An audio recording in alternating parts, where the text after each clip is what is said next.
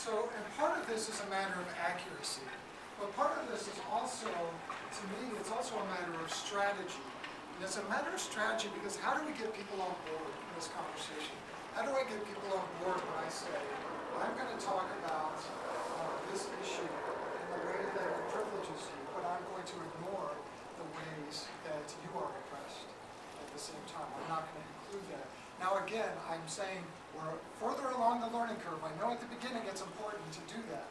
I know it's important to say, right now we're talking about race, but further along the learning curve, at some point we have to say, oh yeah, it is a little more complex. Right? Race intersects with language, race intersects with immigrant status, race intersects with class, and all these other things.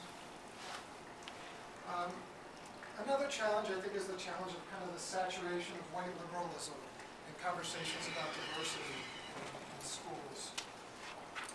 I think, well, I'll talk about different examples of this, but one example of it is just the way in which the whole conversation around equity is framed around the inequitable system of standardized testing and test scores.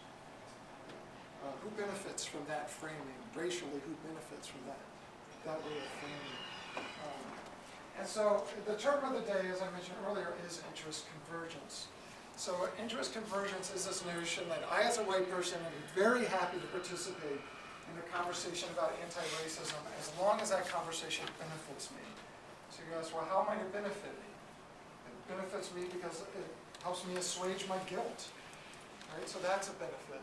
It benefits me because, I mean, I can remember being in grad school and I wrote my dissertation about race and gender issues. And I know that my classmates of color were very much discouraged from doing their dissertations around race. Because the point was, well, it's going to look like you're just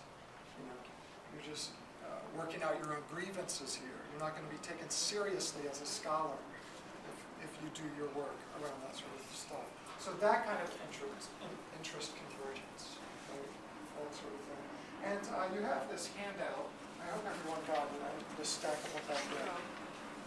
So a stack of these, maybe you can see them around.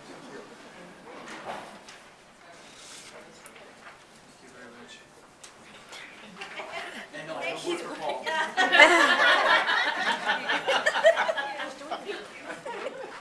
Good job.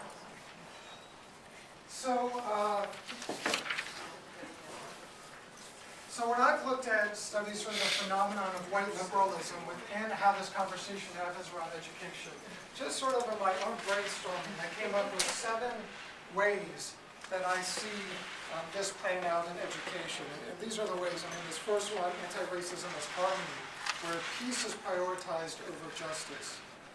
Right? So, oh, there's some kind of racial conflict. Let's do a peer mediation.